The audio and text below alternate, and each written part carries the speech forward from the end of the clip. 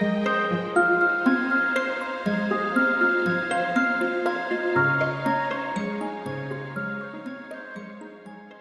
avez dit que notre week-end et nos échanges allaient être joyeux. Ben, là, ça a bien commencé, hein, et je suis sûr que ça va continuer. Alors je cède tout de suite la parole à notre pasteur, après le rabbin, le pasteur. Je vais aller à l'essentiel. Ça m'a donné du fil à retordre, ce sujet. Effectivement, on n'est pas dans la tradition chrétienne, on n'est pas très, très heureux avec la sexualité. Alors je me suis dit, c'est pas grave, on va quand même s'attaquer au texte qui fâche, quoi. Et je voulais vous parler d'une des rares interventions de Jésus sur ce sujet dans l'Évangile selon Matthieu.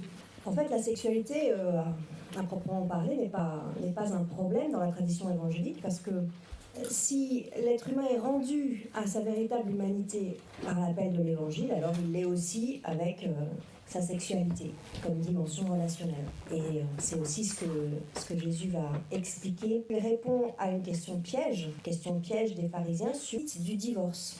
Et ce qui est intéressant, c'est comment Jésus va répondre à cette question. Il va se référer au texte de la Genèse. Il va dire « N'avez-vous pas lu que le Créateur, au commencement, les fit mâle et femelle ? C'est pourquoi l'homme quittera son père et sa mère et s'attachera à sa femme, et les deux seront une mère et s'attachera à sa femme, et les deux seront une seule chair. De sorte qu'ils ne seront plus deux, mais une seule chair. Et ce que Dieu a uni ainsi, que l'homme ne le sépare. » Alors il fait d'une pierre deux coups. D'abord, il précise comment il comprend l'enseignement de la Genèse sur la sexualité. Ce qu'il dit, tout simplement assez contradicteur, c'est qu'ils sont vite, parce qu'ils justifient leur position en prenant un certain nombre de textes, mais pas les autres.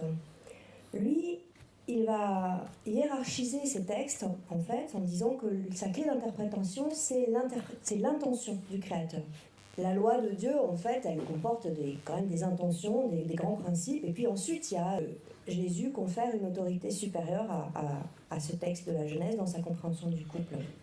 Et il va choisir de citer Genèse 1, 27, qui parle de la dualité sexuelle. Il les fit mâle et femelle, l'être humain comme homme et femme, de Genèse 27.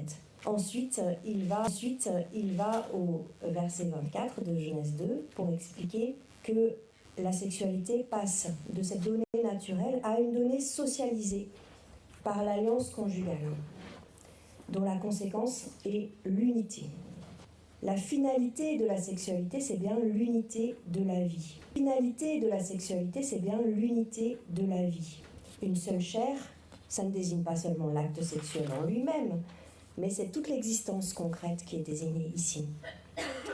Et elle s'exprime dans la fidélité de l'homme envers la femme et de la femme envers l'homme.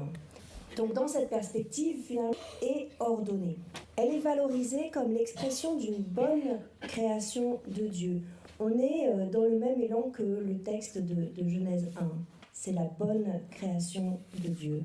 Et en ce sens, elle est vraiment valorisée. Ce n'est pas une sexualité qui est vue du côté du malheur. Elle est valorisée, elle est bonne. Mais elle est aussi ordonnée. Elle est ordonnée à un projet d'humanité. Et là, le désir s'inscrit dans un mouvement qui va de l'arrachement au statut infantile, à la famille d'origine, pour constituer un nouveau lien dans lequel pourront s'inscrire éventuellement des enfants. C'est un projet de couple, un engagement sans retour. En amont, l'arrachement à la sécurité du milieu familial d'origine. En aval, la volonté de maintenir ce lien d'unité. Et dans la réponse de Jésus, il n'y a pas du tout de trace de ce qui deviendra plus tard une sorte de leitmotiv de la morale chrétienne, que la finalité première de la sexualité serait la procréation. Pas du tout. Ce que le texte met en évidence, c'est plutôt l'unité du couple, unité que la sexualité permet et exprime. Et en ce sens, la sexualité est un reflet de la relation à Dieu. En parlant de Dieu comme acteur de cette unité, Jésus indique le caractère symbolique de l'affaire. Ce qui se joue ici, ce n'est pas seulement du biologique. L'homme et la femme sont constitués biologiques. L'homme et la femme sont constitués eux-mêmes dans cette relation. Et telle est la promesse qui est attachée à la sexualité humaine, vécu comme don de Dieu et comme signe de son amour. Encore faut-il entendre dans la parole de Jésus, encore faut-il entendre non pas comme une obligation morale imposée, extérieure aux sentiments. Parce que dans ce cas, on répondrait assez facilement, comme les disciples, si telle est la condition de l'homme envers la femme, alors il n'y a aucun intérêt à se marier. Qui oserait en effet prétendre à une telle exigence de fidélité et d'unité? Moi, quand j'ai vu ce texte, je me suis dit, ok, je vais pas pouvoir leur dire ça, c'est pas possible. Mais heureusement, il y a les disciples. Si telle est la condition de l'homme envers la femme, il n'y a pas d'intérêt à se marier. Et c'est pour ça que Jésus fait référence à Moïse, qui réglemente la question du divorce, au nom de la dureté du cœur humain, en fait. La dureté du cœur humain est telle qu'il faut limiter les dégâts en protégeant les plus faibles, et ici, la femme répudiée. La loi n'est pas l'évangile. La première tente de régler tant bien que mal les relations entre les humains, de régler cette violence potentielle entre les humains.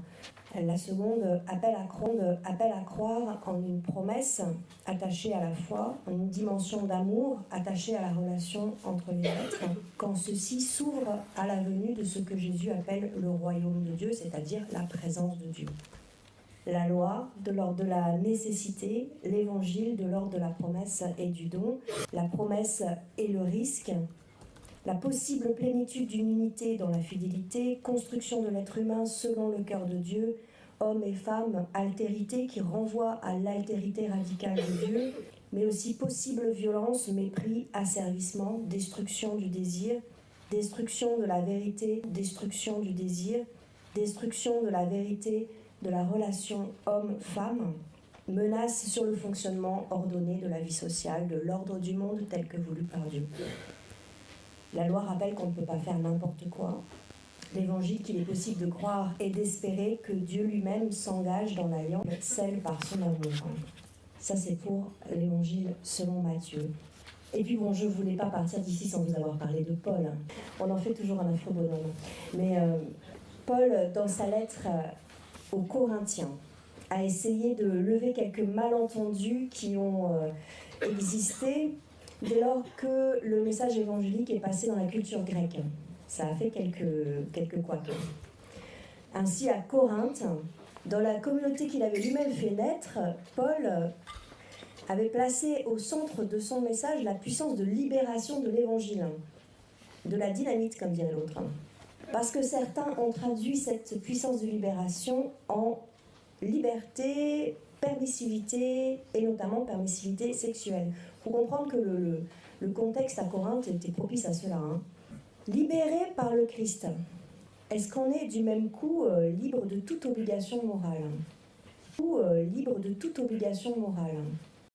Alors Paul va mettre les points sur les i dans ce texte d'une grande importance pour la compréhension chrétienne du corps et de la sexualité.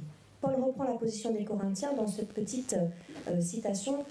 Tout m'est permis, alors pourquoi? Parce que tout m'est permis en spirituel, je peux tout, je suis au-dessus des contingences communes.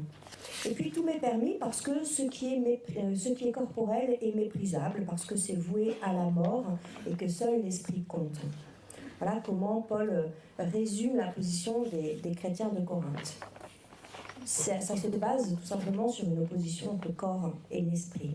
Et cette opposition va justifier une liberté, une permissivité par rapport à tout un tas de choses, et notamment la sexualité, mais aussi, vous le voyez dans le texte, l'alimentation. Moi, j'ai entendu ça toute mon enfance. À chaque fois que je demandais quelque chose à mes parents, c'était « tout est permis, mais tout n'est pas utile. Débrouille-toi ». Voilà. Paul admet la formule.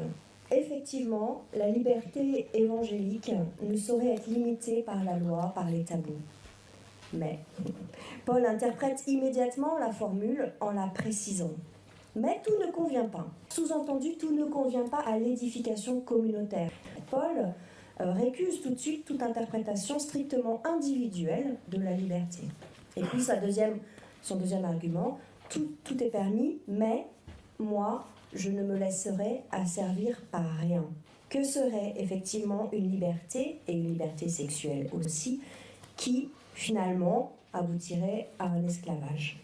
Et dans son développement sur le corps, les aliments, le ventre, Paul rompt absolument avec ce dualisme corps et esprit qui est le dualisme de la culture grecque. Le corps, c'est pas quelque chose qu'on utilise. Je suis un corps. Et la manière dont je suis ce corps n'est absolument pas indifférente. D'où son opposition entre un corps pour la débauche et un corps pour le Seigneur. Dans le premier cas, le corps est instrumentalisé. Il devient une chose, il cesse finalement d'être un corps. Dans le second cas, le corps devient une manière d'être au monde, une manière d'être présent, en reconnaissant que ce qui me donne du sens, ce pourquoi je suis fait, ne m'appartient pas. Si je ressuscite, c'est que je suis mortel et que seul un acte de Dieu peut m'arracher à la mort. Du coup, ce corps devient aussi un mode de reconnaissance. Ce qui est mortel, c'est indifférent, c'est méprisable. Là, Paul dit non, la reconnaissance de la limite, c'est la reconnaissance positive de mon corps. Voilà, le corps, c'est d'abord une manière d'être en relation les uns avec les autres. Nos corps sont membres du Christ, ce qui signifie que nous n'existons que d'être en relation les uns avec les autres. Nous n'existons que d'être en relation les uns avec les autres et nous ne pouvons pas prétendre chacun à être illimité. En fait, dans cette pensée, vraiment la sexualité, c'est l'expérience de la relation les uns avec les autres, mais aussi de la relation avec Dieu, de l'altérité. Donc de la limite de soi aussi. De son corps comme d'un instrument se trompe en pensant qu'il n'engage pas la totalité de son être dans cet acte. Alors ce que Paul met en cause, ce n'est pas tellement la sexualité en tant que telle, mais c'est une sexualité instrumentalisée, séparée de l'ordre de la présence et de la relation. L'opposition ne porte pas sur sexualité contre spiritualité, mais sur corps instrumentalisé et corps spiritualisé, c'est-à-dire signe d'une présence qui trouve son sens ultime en Christ. Il va dire, c'est pour ça qu'il va dire, votre corps est le temple du Saint-Esprit qui est en vous et qui vous vient de Dieu. Voilà, face au dualisme des Corinthiens, Paul rappelle le fondement de l'anthropologie chrétienne. Le corps n'est pas une chose, ce n'est pas un instrument dont je pourrais user sans que cela ne m'engage. C'est la personne même, marquée par la limite de sa condition de créature, appelée à la relation, à la rencontre de l'autre. La débauche, c'est quelque chose de très grave, mais pas au sens moral en fait. La morale n'a vraiment rien à voir avec ça. Ce qui est grave ici, c'est une perversion, attention, théo-anthropologique. Ce qui est grave, c'est la négation du corps comme limite et comme présence. C'est la négation, refus aussi de la relation à Dieu en tant qu'altérité, et c'est la relation de ce lieu mystérieux du Christ qui permet la relation, l'articulation des membres en un seul corps. C'est en fait une réflexion théologique qui interprète cela, reçu et interprété comme un don de Dieu. La sexualité ne peut pas être réduite à une sorte de fonction instinctive de l'espèce. Elle a d'emblée un sens, elle est d'emblée l'expression d'une quête de l'autre. On participe par la sexualité à l'ordre du monde, avec deux fonctions essentielles. L'expérience de l'altérité. La relation homme-femme est valorisée comme fondatrice de cet ordre humain en tant qu'elle rend visible l'image de Dieu. L'expérience de la rencontre de l'homme et de la femme, quelque chose qui constitue le sens de la relation de l'être humain avec Dieu, est rendu accessible à la conscience. Et puis la seconde finalité, c'est la transmission possible de la vie. Mais là, il ne s'agit pas d'une vie au sens biologique. Ce n'est pas comme on peut le lire sur la porte des toilettes dans les collèges, que la vie serait une maladie mortelle sexuellement transmissible. Non, la vie n'est pas une réalité biologique assurée par l'acte sexuel. La vie est promesse de Dieu. C'est pourquoi, dans une perspective théologique, la sexualité n'est pas d'abord légitimée par la procréation, mais elle est interprétée comme le lieu et le moyen d'une réalisation de la vocation humaine à l'amour. Voilà, je vous remercie. Merci beaucoup. Merci beaucoup.